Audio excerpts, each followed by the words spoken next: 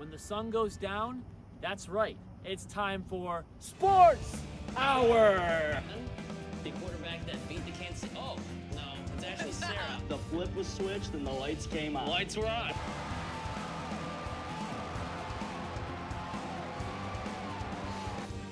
Hey, Sarah, go long. Wait, Trevor. I play football. Go first.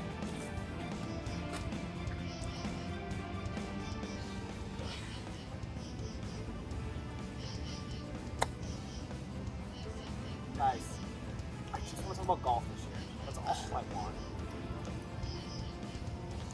Guys, I just want the Sabres to be good this year.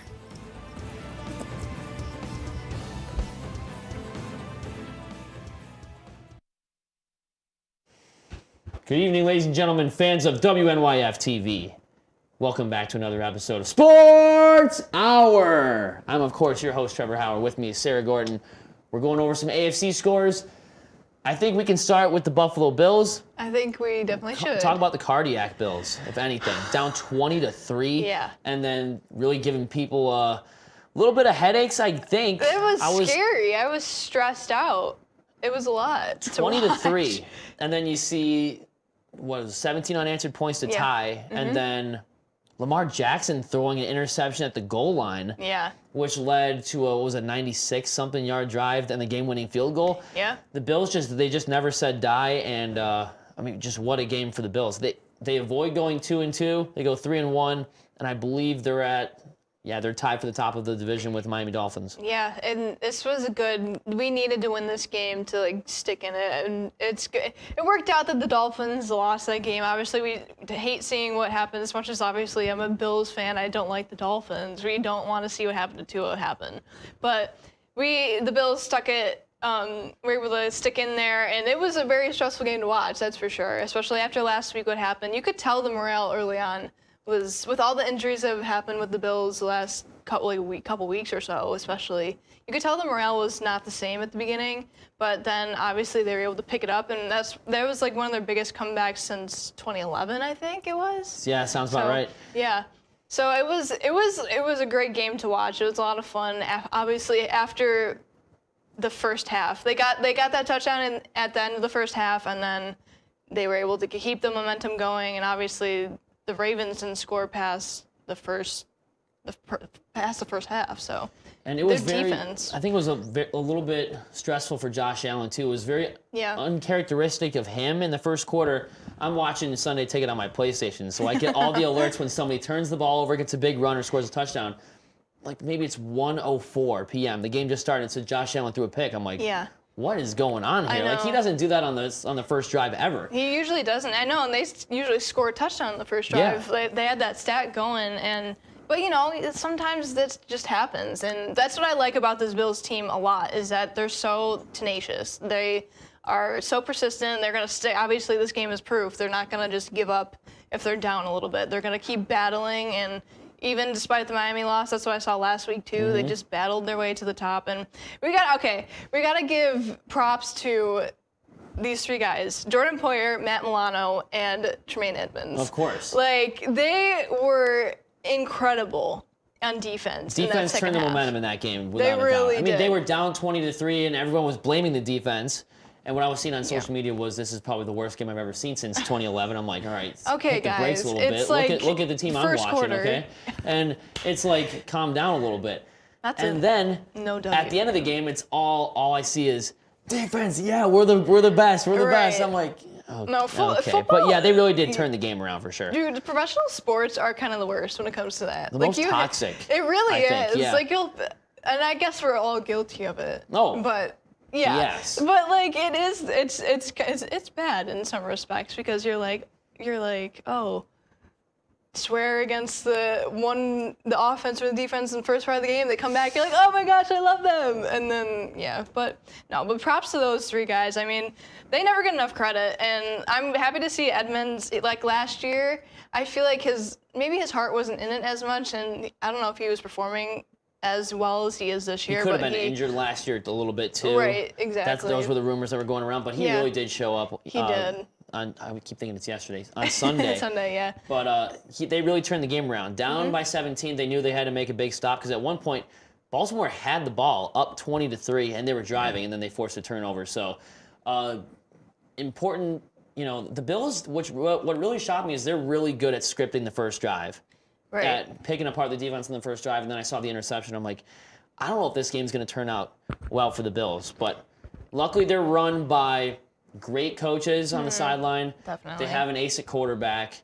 They have a lot of great receivers like Stephon Diggs waving to the Baltimore Ravens fans like this to tell them that's the way to doing a little shut the turkey fans neck up. thing for some reason. Yeah, but they've got a lot of great leaders on the team. They do for sure. And that's you can tell that makes a difference for sure. Josh Allen didn't play amazing passing wise, 19 of 36, but he got 70 rushing yards and a rushing touchdown. 6.4 yards a carry on 11 touches, got 70 yards. Exactly. So he wasn't great passing, but if you had him in fantasy, he got you a lot of rushing numbers, which is good, including a touchdown. Right. Zach Moss. I have to ask you a question about Zach Moss. Okay. I think he's struggling. Do the Bills think about trading him at the end of the season? Or at least, because he was drafted in 2020. Yeah. They're either going to trade him or they're not going to extend his fifth-year option. Yeah, that was something that we were questioning at the end of last year, too. Because we could see them definitely, Josh Allen's praising Singletary a lot, too. And Moss he comes in clutch at times, but it's gonna be one of those things. He's definitely gonna be competing with Singletary, and as he always has been. And we're gonna have to see how the rest of the season goes for him. But it's quite possible they might pursue other options and end up trading him at the end of the year. It feels like great running backs in the NFL, at least today, they come few and far between. At least for the elite status, like you don't get Adrian Petersons, LTs, and Curtis Martins anymore. Like you have your Derrick Henrys, Taylors, but outside of that, Dalvin Cook maybe. I can only think of maybe 3 elite running backs in this league. So I think if there was one weakness on the Bills that I would fix is probably the running game. Use James Cook more in the offense, and then you guys should be good. Yeah. But if you look at the other side, Baltimore, they played a great 3.5 quarters.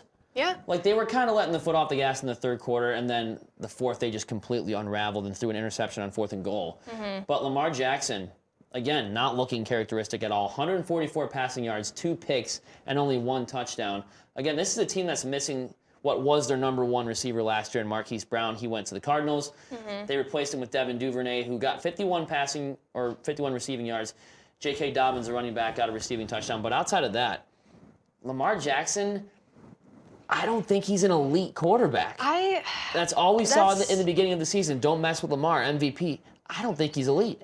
There's been so much talk about him always, and I have always thought there are better quarterbacks. He's good. He's good, and he's not the best. He can come in handy when he has good play and stuff, and obviously he does have that rushing talent there. But no doubt. I don't know. I don't no offense to the guy. I just don't know if he's as good as the talk says. Nothing personal. We're just calling it how it is. Right. Is how it's going. Exactly. But the Bills do come back and win in a comeback fashion. Let's go to this Dolphins-Bengals game, a game that was remembered for all the wrong reasons, I feel. Right. A lot of controversy in the NFL about concussions, and the head of neurosurgery in the Miami Dolphins organization getting fired on Friday afternoon, I believe it was, because Tua Tagovailoa had a concussion against the Bills. Yes. No question about it, and a back injury as well. Came back in the second half where they won the game. Right. Then he starts a Thursday night game on the road 4 days later and takes an even harder hit. His body was kind of convulsing on the ground. You saw him put his hands up in front of his face. Yeah. That was scary. Got carted off the field and then taken right to the hospital. Taken right to the Cincinnati hospital. Cincinnati won this game 27-15, and Teddy Bridgewater looked great after they took Tua out. But what does this tell you about the NFL concussion protocol? I don't think it's a set-in-stone thing. It's just if you can follow the stick like this with your eyes, don't move your head, you're good to go. That's not enough. Yeah, that's not enough, especially for the sport. And for anything, it's not enough. But that's why you're seeing so many of the players speak out. And I feel like this is something that every couple years gets a resurgence, but then just nothing's ever completely fixed. You see the whole thing about CTE and players that suffer from dementia after 20 years after their career is done. I mean, and then you see players like Junior Seau that pass away early from this stuff.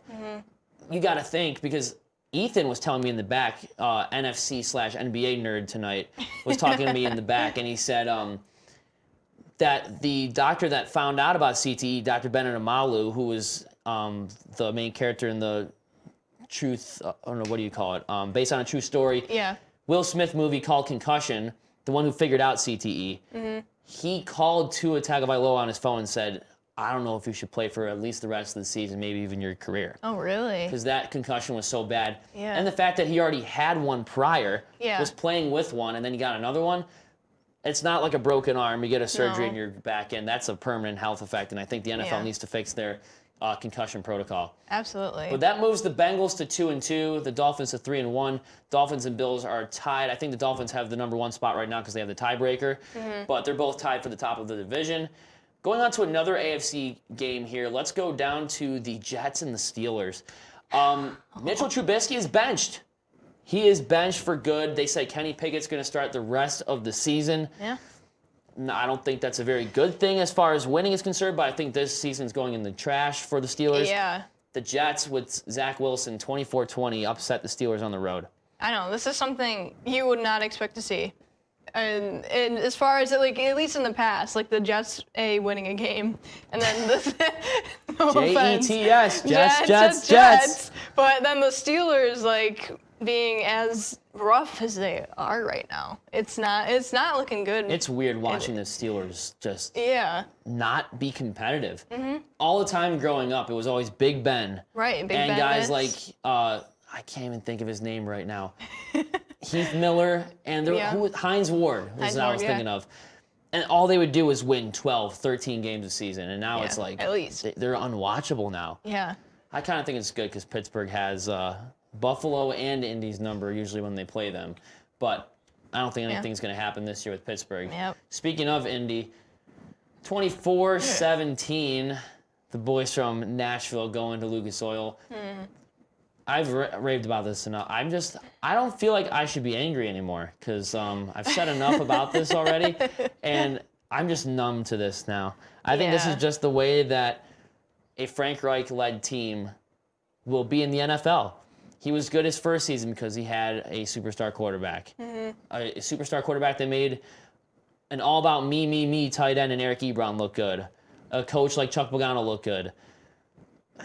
A team led by Frank Reich, they come to all these games so unprepared, and it's the most predictable outcome ever. Yeah. They beat the Chiefs by only scoring 20 points. And then they show up makes sense. Completely flat, go down 24-3 at halftime against the Titans. Yeah. And are now 0-2-1 against division opponents. Their season is done. Yeah. Find your quarterback in the draft this year. There it goes. That was one of the most depressed. That wasn't an angry. I just told you, I'm numb to the feeling. He doesn't feel it anymore. I'm just numb to the fact that... This is how, Bills fans have been before, the last 5 years. I miss Reggie Wayne. Yeah. And Marvin Harrison. Yeah. I miss all these players. But they're on a short week. They fly to Denver and play Thursday night. That's also going to be a loss. Russell Wilson's going to he's going to get his confidence back and throw 450 yards. Yeah. On that defense. Moving on. Stupid. Chargers, Texans. No W for you. Texans might get the first overall pick this year. Here's a team that's worse than the Colts. Hey, there's some optimism, positivity right there. There's a team that's worse than Indy. Chargers win 34-24. Their Chargers defense is actually not very good, but Justin Herbert's getting his confidence back. No doubt about it. Yeah, which is good because they were also one of the teams that were I don't know, had a little bit of a slow start to the season, but hopefully this is them kind of coming back a little bit more. And if you look, this is kind of an AFC versus NFC type of game, but we can say it anyway. The Packers in overtime taking down the third string quarterback-led Patriots, 27-24. Yeah. Bailey Zappi. Who is that? No idea. Leading them down the field, forcing overtime, scoring 24 points. Unreal. It was unreal, but thank God Aaron Rodgers ended up pulling out for that one. Yeah. Quarter of the way through the season, though, which is absolutely unbelievable to think about. It is. It's good for me because this season's flying by. Give me our franchise quarterback in the draft. C.J. Stroud, Ohio State. Draft him right now. Okay? If only they could, Trevor. I really hope You'll have to wait a little bit longer. Now, for the Bills to win the Super Bowl. Okay. Coming up in approximately 2 minutes, we're going to have Ethan to talk some NFC games. So don't go away. We've been down there. You gotta do the same. Post office. All you do is sign. So don't get nervous. Sign your name. For selective service. It takes no time. Just sign on the line at the post office. For selective service. Hey guys, if you're about to turn 18, you've got to register with Selective Service. It's simple. Just go down to the post office, fill out a card, and turn it in. That's all there is to it. There's no draft now. You're just adding your name to Selective Service's list in case there's a national emergency. So if you're 18 now, Selective Service, you gotta get down to the post office. Register with Selective Service. It's quick, it's easy, and it's the law. Takes no time. Just sign on the line at the post office. Selective Service. What a great time for a drink. What a great time for a drink. What a great time for a drink. If it's time for a drink this many times a day, you're not a social drinker. You're a problem drinker. And you could be well on your way to really messing up your life. Think about it. Talk to somebody about it. Do something about it before it's too late. A message in the interest of your better health from the American Medical Association. This is not a commercial. If you think measles, mumps, whooping cough, or polio are nothing to worry about, you'd better think again, because they could make your child go blind or deaf. They can cripple or kill. To protect children, you have to get them immunized. Get them their shots. It costs nothing or very little, so get it done now by your doctor or local health center. Your child's future is in your hands. Don't let her down. A message in the interest of better health from the American Medical Association.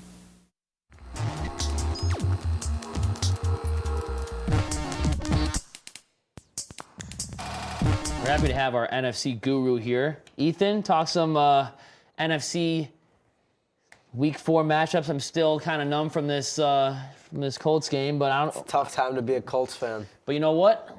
We know the root of all the problems, and when they go and win 3 games this season, if they're lucky, their head coach and GM are gone. So that's it. Gotta hope they axe Frank Reich. Why don't we throw this across the pond, take it to the London game live in Tottenham, where I didn't even know there was a London game this week until I woke up at like 12:30 and I said, "Oh, I missed an entire game." Saints win this one 28. The Vikings actually win this game 28-25. I was going to mention a kicking woe in this game because this happened to the Chicago Bears a few years ago in a playoff game. Will Lutz is attempting, was it 57-61? I think it was 61-yard field goal. Just didn't have the distance. It was. I think it maybe would have had the distance if he put it a little bit to the right, but down by 3 points. If he kicks this field goal, he forces overtime. It hits off the goalpost, hits off the crossbar, and bounces out. So I'm thinking we call that a double doink, or at least Chris Collinsworth calls that a double doink. Definitely a heartbreaking way to lose a game, especially all the way in London. Then you got to take that flight all the way across the pond back. If you're a Saints player, especially Will Lutz, that's just not a good time. Just awful feeling. I've always felt bad for kickers ever since I heard about the Scott Norwood wide right kick. I'm like, Scott no good. Yeah, I'm just like I was wondering, like, I mean, how do you deal with that? But Will Lutz has been through it with the Saints fans before, so I'm sure he's understood it. But yeah, I saw the highlight and I just was staring at my screen in awe. I was like, did he really hit it twice? I thought it was good when I first saw it. I was like, oh, it's good. And then I'm like, it wasn't good. Nope. And it was just shocking. The refs doing this. Nope, no good. Some storylines from this game. I think Justin Jefferson has decided once again he's going to be a good receiver. This man is the most inconsistent weapon of all time. Week 1, he had like 4,000 yards receiving, and this week he comes down with 147 yards, including a very clutch one against Marshawn Lattimore. Yep. Who is a very good defensive back. Dalvin Cook, noticeably absent. I feel like his production was not close to what. No, it wasn't. Not that it wasn't close, but just not where I think we're expecting of Dalvin Cook nowadays. 20 carries, 76 yards. Yeah, you usually get Dalvin around the 100, 115 yard. Yeah. Probably right around 23, 24 touches a game. That's like a normal thing for Dalvin Cook. So to say 76 yards is meh is good for Dalvin Cook. It's good for Dalvin. It just shows that he's a great player. Kirk Cousins, you like that. 25 of 38. It's 273 yards and a touchdown and interception. Did just enough to win that game, and they did end up winning that game. Kirk Cousins is often, I don't know if he's described as a subpar quarterback or a C-plus quarterback, but he gets the job done when the pressure's on. I agree when the game starts at 1 p.m. When it starts at 1. And I don't know, maybe he's got some sort of thing, but every time Kirk Cousins is in prime time, he just does not find the way. Maybe he's got like something with his eyes, the light's too bright. You know, when the lights are on. When the lights are on. It's just Kirk Cousins isn't. When the lights come on, Kirk Cousins doesn't. It's just crazy. Or if he's playing against the Packers, Kirk Cousins throws for 400 miles and 28 touchdowns. Exactly. Like, just turns into prime Brady. The good thing about Kirk Cousins is that he plays up to competition. He does. But the downside is he always plays down.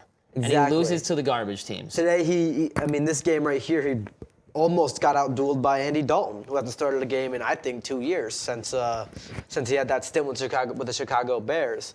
Yeah, that's right. Latavius Murray filling in for the injured Alvin Kamara, 11 carries, 57 yards, and a touchdown. I think that right there is a good performance from an aging back. You know, he's not young. He's been in the league around. I think he was at the Raiders for a long time. Probably around 2014 or 15, something right, like that. Yeah, hasn't. So he's been around, but showing some promise. Chris Olave, the rookie receiver, showing some flashes. 4 catches, 67 yards, and a touchdown. Then on 7 targets, but no one else in this receiving room as I'm seeing coming forward. Jarvis Landry, 2 catches, 7 yards. He was supposed to be a big addition. Of course, didn't have Jameis Winston. Right. But even when you've had Jameis Winston this season with the Saints, has he really been that guy? I mean, we keep hearing he got the LASIK surgery. He's been the best shape of his life. But we're still seeing shades of 2017 Bucks Jameis. Yep. I think they're missing Sean Payton. I mean, really straight think. Up 100. I mean, what are they? 1-3.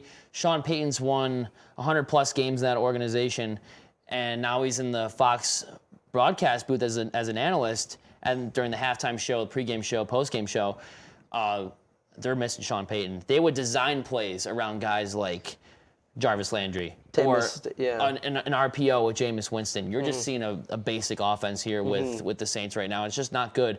It's not good for Jameis either. Right. A guy that threw 33 touchdowns in 2019, but also threw 30 interceptions. Exactly. Got the LASIK surgery. Should be a lot better. He's on a better team than he was during the 2019 stint with the Buccaneers. Yep. But I don't have the answers. It's not like they're playing in a great division. Atlanta's not great. Atlanta's okay. Carolina's not good.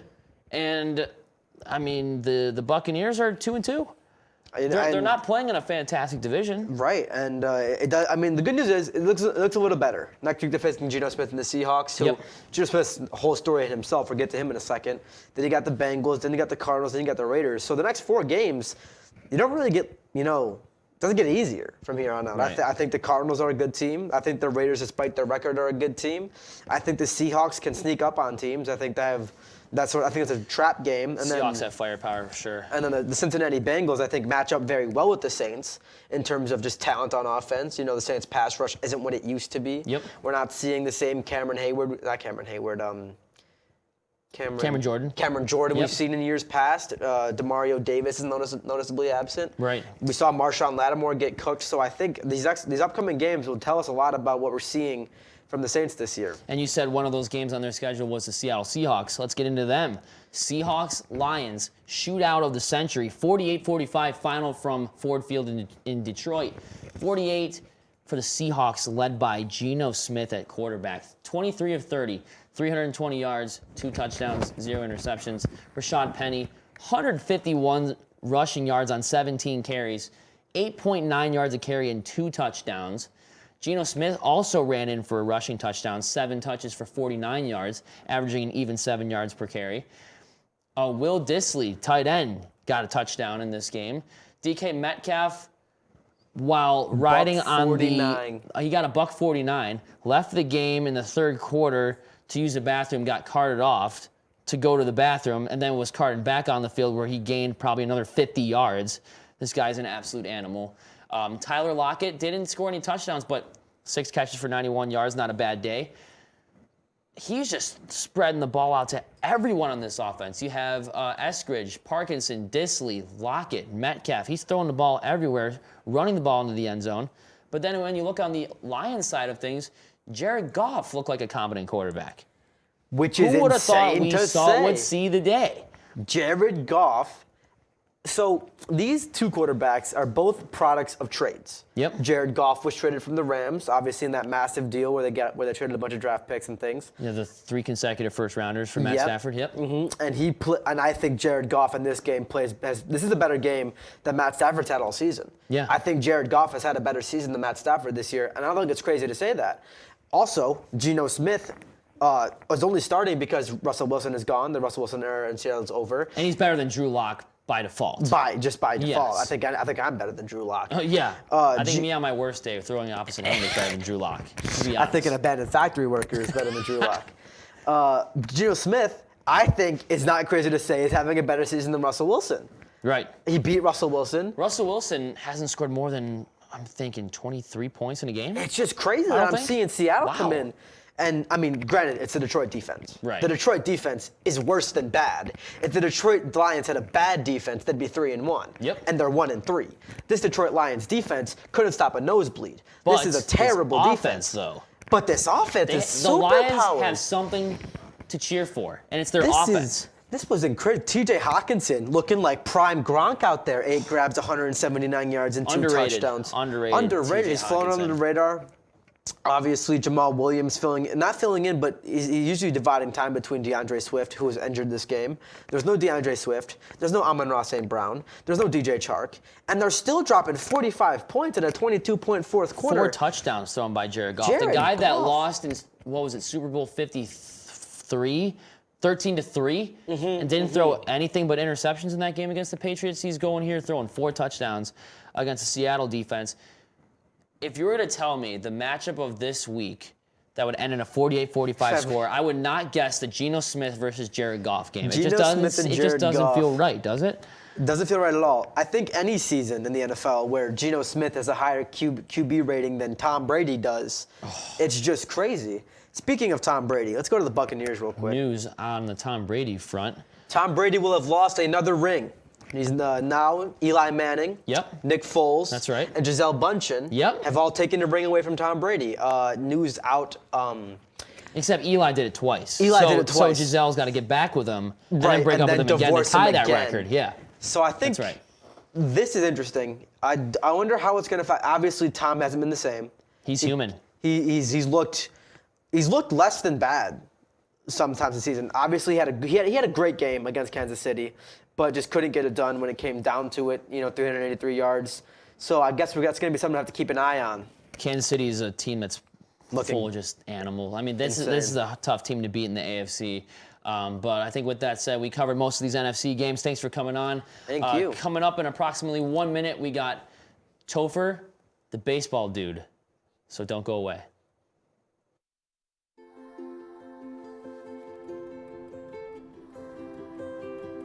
To Sofia and Gabriel, mis flores, my little flowers. Even though these old knees can't follow on your adventure to the forest today, these flowers represent my love, so you can take me with you wherever you go, near or far. These stitches and threads join us together. Me, your mother, and both of you. And wherever you see a flower, a bird, a beautiful tree, know that my love is with you. as you bring our colorful stories to the world. Make the forest part of your story at a park near you. Find one at discovertheforest.org. Happy to have Topher on to talk some MLB postseason baseball. That's right, we're already at this time of year. We're around game 160 of the MLB season. Some teams have already played 161, but the postseason picture is fully laid out. We're looking at the bracket right here. Something. Where do you even start? You want to start the American League real quick? I mean, yeah. I mean, there's two key things with the American League, of course. Let's just get it out of the way right now. First things first, Seattle Mariners, America's true team, finally breaks their postseason drought. 2001. I was less than a year old the last time Seattle made the playoffs. And they finally did it. They're not even gonna be the 6th seed. They're gonna be the 5th seed, which is just amazing. It's so cool. Yeah, because I was thinking, what are they going to say if Seattle gets into the new playoff spot? Are they going to give it an asterisk? What are they going to say? No, they clinched the 5th spot. Yes, sir. So credit where credit is due. They're facing against the 4th seed Toronto Blue Jays. That should be a great series. Very good. And then when you look at top above that, the 3 seed, how in the world did the Cleveland Guardians clinch the 3 seed after the atrocious August that they had? Bro, it was so bad. They were catching fire late August. In September, they probably lost. You can count on one hand the amount of games they lost in September. No, yeah, their September was insane. It was really good because we were talking about first episode of Sports Hour. We were like, oh, Cleveland's winning a couple games. And then all of a sudden, it's just we're in October now, and fall ball came out, and they decided all of a sudden, we're gonna take it. We're gonna take the MLB seriously now, which was just ridiculous. And that's gonna be a really good series with Tampa, I think. But you know what? Like you said in the beginning, I think it was the beginning of the season. One of the episodes of Sports Hour, we were saying, you know what? It's gonna be the White Sox. It's gonna be the Twins that wins this division, gets the 3 seed. I never thought this Cleveland Guardians team, and this is a team that America's getting behind too, other than the Seattle Mariners for sure. Steven Kwan, Miles Straw, Jose Ramirez, Ahmed Rosario, they're full of great players. And obviously the pitching rotation that they're running with there in Cleveland is amazing too. It's really very underrated. Just everyone on their team is very underrated. And it's one of those things they Cal can sneak up on you kind of postseason team kind of thing. Like what we thought St. Louis could have been last year. This is like Atlanta last year. That's wink, true. wink, nudge, nudge. That's very this true. is a scary team. It is. That's going into the postseason. Yeah, I mean, both of these teams are ones I don't want to see as a Yankees fan in the ALDS. Because Tampa just loves to beat us in the ALDS. Right. And Cleveland's just sneaky underrated good. Yeah. So it's one of those things Yankees fan, kind of scared. Do believe last time, though, I think the Yankees, when they played Cleveland, they won the series. It was a wild card. It was a wild card. It was a wild card. It was 2017. It was a long time ago. It was when the last time Judge had a historic season. Speaking of Judge for a second, 62. He finally did it 20 minutes before I got to go on air. The dude has broken the AL record for most home runs in a season. Just blown everybody out now because everyone else was a steroid user, so it doesn't even count. Judge just knocked it out of the park. He did it against the Rangers. They're currently in that game still. If they lose that game, doesn't matter. But it would just be really cool. They're 99 right now. So because they had the doubleheader today. Oh, that's right. Correct. So they won the earlier game. If they win this game, they'll have win 100, which would just be really cool. It would just be really fitting across the board to have 62 home run and win 100 in the year. Nobody had New York in that spot. Anyway, nobody had exactly. That. It was great. But when you look at these two matchups in the wild card series, best 2 out of 3 now, by the way. Yep, much better. The winner of Seattle and Toronto faces against the 1 seed Houston Astros. The winner of the Tampa Bay Rays Cleveland Guardians series faces against the 2 seed Yankees. Yep. I think no matter who wins this wild card, you're in for a great ALDS. Absolutely. In both branches here. When you go on to the NLDS, still got some good ones. I don't think it's quite as electric as the American League, but the Phillies, who have the 6th seed, are facing against the 3 seed Cardinals, a very sneaky team. I don't know if Philly pulls it out, but I've been proven otherwise on this show that other teams can sneak up in the playoffs, get hot at the right time. And then the winner of that series faces against the Atlanta Braves. Yeah. Also, can we just... Almost a little unfair. Can we just talk about how the Mets just blew their NL East lead. Like, what happened? Like, one New York team thought they were going to blow their lead, being the Yankees, and then they just decided to get hot again. The Mets had a 10-game lead in the NL East, and they just gave it away. They're just gone. Did you see the picture, the meme? Yeah. Pentagon. It was a picture of a was pentagon. so- Hexagon, picture of a hexagon. Yeah. Octagon that showed like a stop sign. Yeah. And then the Mets logo, division gone. Yeah, Oh. it was. I almost feel bad for them. I don't. but I don't like the Mets. I've been surrounded by a lot of Mets fans on this campus, and it's kind of funny It's watching great, them implode exactly. a little bit. Absolutely. But, they're still a really good team. No, they're a still really great good team. Obviously, I never thought they'd be the 4th seed, though. No. I thought they'd be either 1 or 2. I thought it was kind of locked in for them at the 2. Yeah. Because the Dodgers literally have a historic, like, what is it? They're at 110. They're at 110. They broke 110, and they're like the 10th team all time to do it. So yeah, the Dodgers are just the World Series favorite right now, and by a good margin. The highest pressure is on their shoulders. Yeah, like they just Yep. can't choke, which the Dodgers have done in They haven't. past years. So If we see an NLCS rematch of Braves-Dodgers, I have full confidence Atlanta will take them down in 6 games. That's just what they do. yeah, But it's kind of sad, but the yeah. winner of San Diego and the Mets will Bro, face they're against getting the swept. Dodgers. They're getting swept. Can you imagine if the Padres win this series I don't and care. face against the Dodgers? if That'd be the best division series ever. If the Padres win it, which like Mets Padres is a very good series, I don't care.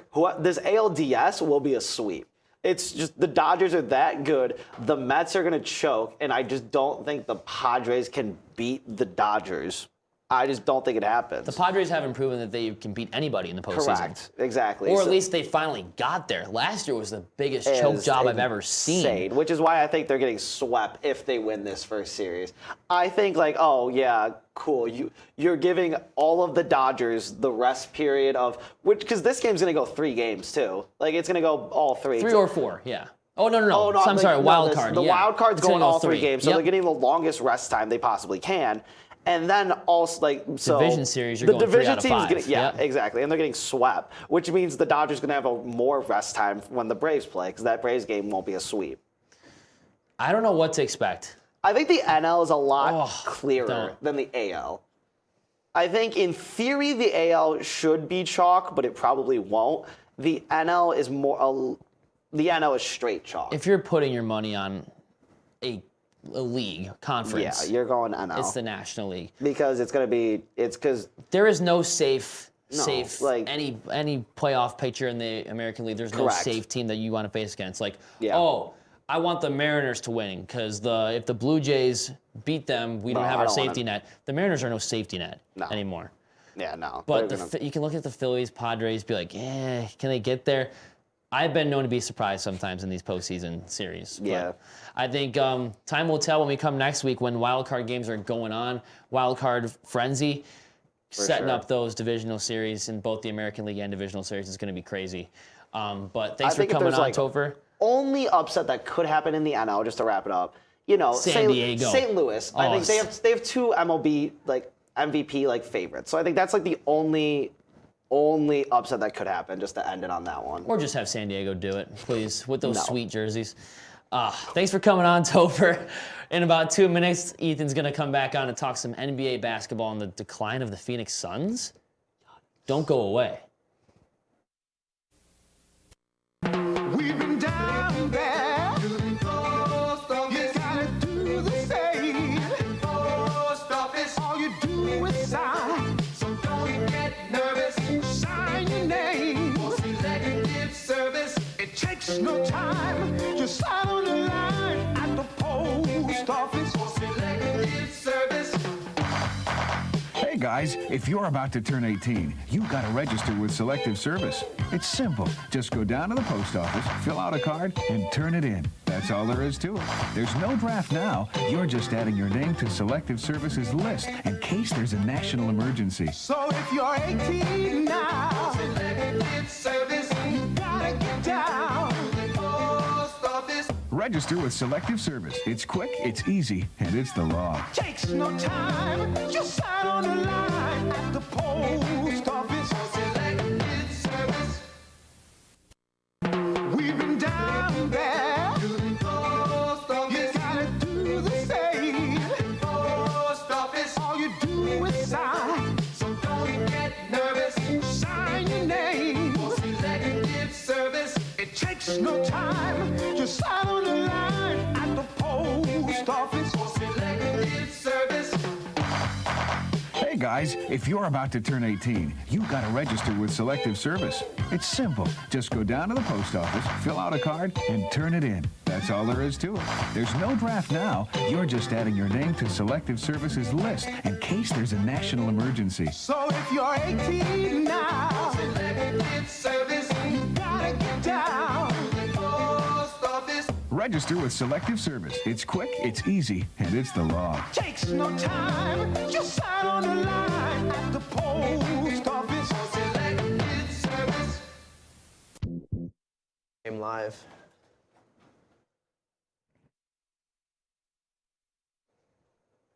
It's been a long time, Ethan. Glad to have you back. It's been like, what, 10 minutes, 15 minutes? Maybe even like 2 minutes. I missed you, by the way. I missed you too. But I don't know. I have no words for this game that we're about to just recap right now. It's. I feel an as though Australian basketball team known as the 36ers defeat the Phoenix Suns, who went to the finals 2 seasons ago. Beat them 134 to 124 in one of those out-of-league preseason games. We were talking about it last week. It's hard because now I know what Nostradamus felt like when all of his predictions were coming true. Because, my lord, now, don't get me wrong, Chris Paul and Devin Booker each played 22 minutes. So it's not even as if the starters didn't get significant amount of time. But you lost to the Adelaide 36ers. Never even heard of this team until last week. I didn't either, so I did my research. I went onto Google, typed it in. This team is from the NBL, which is the National Basketball League in Australia. They have lots of former NBA hopefuls or NBA prospects. For instance, Craig Randall, who was the leading scorer for the Adelaide 36ers, who dropped 35 points, by the way, on 9 of 17 from 3. 9 of 17 from 3. Was an NBA hopeful. He was in the G League last year. Was the G League most improved player last year. And they didn't even win the NBL last year. They weren't even in contention. They were a bubble playoff team, and they came in to the what center did you say it was? It is called the Footprint Center. The Footprint Center in Phoenix, Arizona. The Footprint Center. Okay, not only did you lose to an Australian team with NBA players that have NBA has-beens or NBA wannabes. Or NBA wannabes, but you lost in an arena called the Footprint Center. The Footprint Center. I'd rather play in an abandoned factory than the Footprint Center. Center. I'd rather play at General Motors place there in Vancouver against Ukraine. Exactly. If I'm being completely honest. And I think this Phoenix Suns teams could lose to Ukraine. Maybe have Daniel Briere as my starting point guard. You know what I mean? They would have beaten the Phoenix Suns. I mean, Chris Paul 2 of 4, Devin Booker 5 of 8, Ish Wainwright 1 of 3, Torrey Craig got 26 minutes, 4 of 10. Just the only good player I think that played decent were DeAndre Ayton and Mikal Bridges. Devin Booker didn't come to play. Chris Paul didn't come to play. And these are the guys you look to save this locker room. These are your leaders. And it's a very bad sign when Devin Booker is going on Instagram, going on social media and posting LeBron clips, calling us broke. Like, when people hate on me, they still have those bad lives. You lost to the Adelaide 36ers. You lost to the 36ers. It's just ridiculous to me. And I know Do you have room to talk about LeBron James? LeBron James. You know, Devin Booker has done arguably nothing with his career. He had that 170-point game, which is, of course, incredible. Monty lost the locker room. I think there is definite inner reflection needed by this Suns lineup. And it is, I don't want to say it's panic button time in Phoenix, because I think there's still a very solid roster. I think they can easily catch fire, but it is looking very dire there in the desert in the Footprint Center because Footprint Center. My lord. Sorry. But you know what? When you look at some of the players, you got to give the 36ers some love here. Craig Randall was a monster. Antonius Cleveland, 60% field goal percentage. How about that? I mean, just only playing a half hour on the court. And then Robert Franks, 55. I mean, you're not going to get like the flashy numbers, but they scored 134 points on an NBA team. From 3. And I mean, it wasn't particularly close either. I don't think the final score really surmises that fourth quarter because it was crazy. A lot of those extra points that Phoenix scored were in garbage time. Exactly. And they were already down by 30, 35 points at that point. Not that much, but like, in that range, somewhere around there. 20-point lead. I think the highest I saw go was 17-point lead. Yeah. So anyways, just tough stuff for Phoenix. Let's go on to some better news. The Brooklyn Nets get Ben Simmons back, and he has a monster debut, going 3 of 6 from the field for a whopping 3 points. I don't know. This team, the Brooklyn Nets, who we talked about last week, they actually played a real NBA team and lost. But Durant, 13 points. Again, preseason, load management. It's none of their starters played longer than 20 minutes. Right. But the Brooklyn Nets, those 3 on the floor, Simmons, Irving, Durant, they didn't look too dominant from what I was watching. I saw some of the highlights after the game. I wasn't like, oh my God, this Brooklyn Nets squad's unbeatable. In fact, what I did see was a depleted Sixers roster without James Harden, without Joel Embiid. Right. Look good. Tobias Harris, 9 points, facilitating, good rebounds, good efficiency. Paul Reed's getting 10 points. And then Tyrese Maxey. How about this for efficiency? 6 for 8 from the field, 50% from 3, 20 points on the game. Also had 3 assists. Just great performance from him. And I think he could be one of those guys we look for to take that next step. We saw flashes of it last season when they played the Raptors in the playoffs. And remember that game 1, he had like 35 points or something crazy like that, and he was just on fire. I think Tyrese Maxey, with all the attention James Harden's going to be getting, with all the attention Tobias Harris and Joel Embiid will be taking, the spacing on the floor will be good enough. I think Tyrese Maxey could be one of those guys that really just goes from 0 to hero this season for Philadelphia. Maybe Tyrese Maxey can play defense unlike James Harden. Unlike James Harden. Maybe. We don't know. James Harden, you can probably look up an 8-minute compilation of him giving up on plays defensively. It's just embarrassing. He's gotten better over the years. He has, because he's been called out on it multiple times. Still not good. Because like when you look up James Harden on YouTube, you see defense as like the second most researched thing.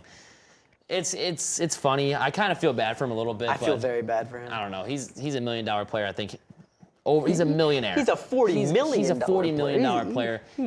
He'll survive. He'll live. How about a final from yesterday? What did you think about the Thunder taking down the Nuggets? It was 112-101 in Denver. Again, kind of similar to the Nets game. The starters really didn't go on for like more than 20 minutes on the court, but Oklahoma City scoring 112 points. A lot of question marks around them going into this season. Can they have the possibility of making a push or getting that 7 seed, 6 seed? What did you think about this game? I think Denver just looked kind of lost. I mean, starting in the first quarter, going down by 9 super early, and then only scoring 19 in the fourth. That pretty much shot him in the foot right there. Well, I think the biggest storylines from these games, from this game with the Thunder, is they're not going to have Chet Holmgren for probably the entire season. And I think that was my biggest detractor to him, is that frame couldn't hold up in the NBA, and it got injured before the season even began. So I think Chet Holmgren at number 2 is one of those guys we got to take an eye on. Of course, Zion Williamson, who I think is going to have a monster season, was also injured, has that injury problem, so it's not just him. But I think it's a good sign. You know, you got Jeremiah Robinson Earl dropping 11, Trey Mann giving you 17, Josh Giddey, who's just a triple-double machine, was an assist off in 25 minutes. I think that 6'7", 6'8" point guard, he'll have a good season this year. I think another bright spot in this game was the return of Jamal Murray, who hasn't played a game or scored a basket in over a year. So to see him get love is a great sign. I think both of these teams 10 points in 15 minutes. Should be focusing more on the future than the present. I think so too, especially when you're looking at a team like the Thunder. The Nuggets were always that team that are good in the regular season, could never really win when it truly mattered the most. But you know what? I'm kind of pulling for some of these underdog teams. So you know what? I don't have a favorite team, but you know what? Go T-Wolves. Go Nuggets this year. Got an East team, got a West team. There it is. So thanks for coming on twice tonight. Hey. Did a great job, by the way. Double header. And for our last segment, we're going to have Rent to talk about some NHL hockey. Talk Tage Thompson getting a Gordie Howe hat trick in the first period. Don't go away. We've been down there. You gotta do the same. Post office, all you do is sign. So don't get nervous. Sign your name. For selective service, it takes no time. Just sign on the line at the post office. For selective service. Hey guys, if you're about to turn 18, you gotta register with Selective Service. It's simple. Just go down to the post office, fill out a card, and turn it in. That's all there is to it. There's no draft now. You're just adding your name to Selective Service's list in case there's a national emergency. So if you're 18 now, Selective Service, you gotta get down to the post office. Register with Selective Service. It's quick, it's easy, and it's the law. Takes no time. Just sign on the line at the post office. Selective Service. We've been down there. Post office. You gotta do the same. Post office. All you do is sign. So don't get nervous. Sign your name. For Selective Service. It takes no time. Just sign on the line at the post office. For Selective Service. Hey guys, if you're about to turn 18, you gotta register with Selective Service. It's simple. Just go down to the post office, fill out a card, and turn it in. That's all there is to it. There's no draft now. You're just adding your name to Selective Service's list in case there's a national emergency. So if you're 18 now, Selective Service, you gotta get down to the post office. Register with Selective Service. It's quick, it's easy, and it's the law. Takes no time. Just sign on the line at the post office. Selective Service.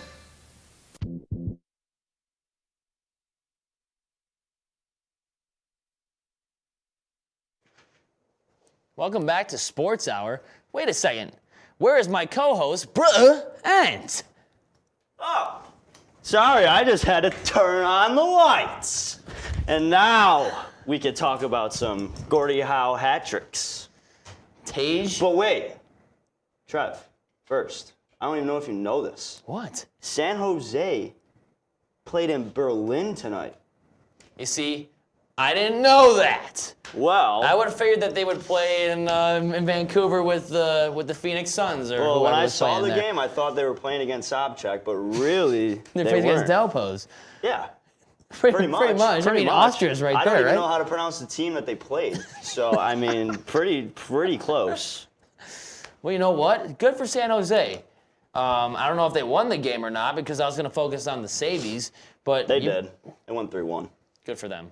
They beat a German team. They didn't lose to an Australian basketball team, so that's good. How about them Sabres in the preseason? Can we give out preseason playoffs or something? Yeah, honestly. Let us put another banner down for something. 4-1 in the playoffs right now. So is Carolina. Just handed Carolina their first preseason loss. And 2 words for you: Tage Thompson. That's all. How about that? Gordie Howe hat trick. I know that Sarah was saying no W a lot during her segment, but we're talking about, this is big W. This is a huge W. So first period. Gordie Howe hat trick. Gordie Howe hat trick. And for those of you not in the know or don't know your hockey lingo, Gordie Howe hat trick is a goal, an assist, and a fight. And he had that all in the first period.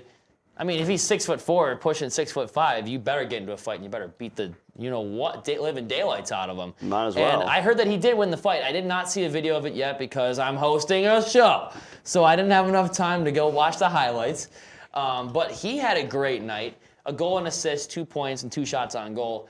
Dylan Cousins, give him the preseason MVP award, man. 1 goal, 1 assist, 2 points on 2 shots, identical to Tage Thompson.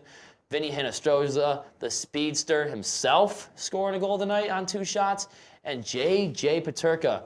This is the beginning of the future of the Buffalo Sabres.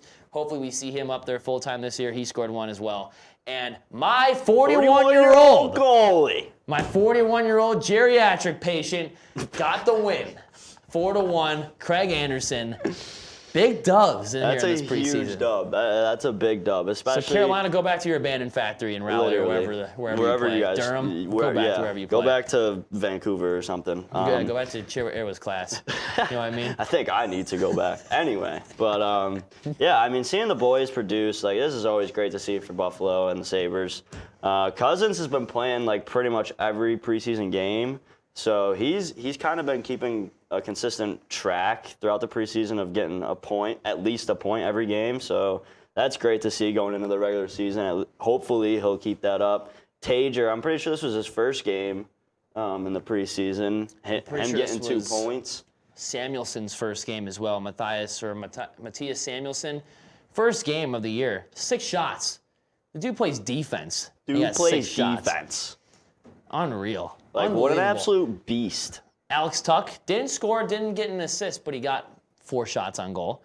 Full season of Tuck incoming. We can't wait for October 13th. We're still counting down the days to the home opener against Ottawa, who, by the way, Cam Talbot is out for the home opener against the Sabres with an injury. So I think Eric Comrie. Big W. Big, fat W, and hopefully we eat one like Jameis Winston. Well, he said that. Didn't get one on Sunday, but he was the one that said, W, let's eat one. October 13th, home opener. I'm going, by the way. You got an extra ticket? I'll have to get back to you on that, but we're on live TV here. So if I give you one, I have to give all the viewers one. All these beautiful souls. WNYF supporters. Yeah, all the beautiful souls, as Jesse McCartney once said. All the beautiful souls watching. That was good. I would have to give them all tickets too, and no. That's too much. That's a little too much. I already have to pay like $100. You could always just hit up Dr. Min and ask him. That's what I'm saying. Yeah, I already got to pay $100 to be in a suite, but home opener, there better be a lot of people there, because if there's not, Eric Comrie season, starting goalie for the Sabres. Please start Eric Comrie in that. That is a bold take right now. Because if we start Craig Anderson against his former team, we all know what happens when they face their former team. Yeah. I'm just kind of nervous about that. Well, Ottawa, guess what? Just don't let Tyler Ennis score a hat trick on you in the home. If Ennis scores a hat trick, if Ennis gets more than 2 points on us, I am going to be livid. Because when he was on the Sabres towards the end of his, dipping out of the Buffalo City, he didn't do anything. No. We traded him to bring back Pominville. That's what I'm saying. I think we traded him and Foligno to bring back Jason Pominville. Jason Pominville. Number 29. 05. But yeah, I mean, it'll be close, because we all know whenever the Sabres play a team that has a former Sabre or Sabres on it, because like half the teams in the league have a lot of our old guys. Always former Sabres, by the way. Yeah, it's always the Sabres, and we can for some reason just never beat them. I don't know why. I really don't. It's like a bad curse that we have. It's like, all right, well, besides the Vegas game, obviously. The Vegas game was a time to be alive for sure. Yeah, that was crazy. But overall, Sabres struggle in that field. But, fun fact for you, though: the last 2 home openers we've had, the Sabres have won. 2 consecutive home openers, the Sabres have won. And what do you think about the possibility of Robertson from Dallas coming to the Sabres? We'd have to make a trade. I mean, I'm thinking Jack Quinn in a first. Don't tell anyone I said that. Because I don't know if Jack Quinn can prove to me that he can stay completely healthy in the season. If that can give me a 40-goal scorer from the Stars, give it to me, please. Second-line center or a winger. He can play both positions. He's gross. He went off last year. No, he did. On a solid team. What do you call the Stars? I mean, they've been in the playoffs the last 34 years, something like that, every year. But I mean, they never go past first round most of the time. But hey, they're making it. They are making it. So he knows what it takes to get there. So putting that on our roster, that would be huge. And last year we had 2 players that scored over 30 goals for the first time since the days of Jason Pominville and Thomas Vanek, and that was with Tage Thompson and Jeff Skinner. Yep. Tage scored, 38, and Skinner scored 32, I want to say, last year.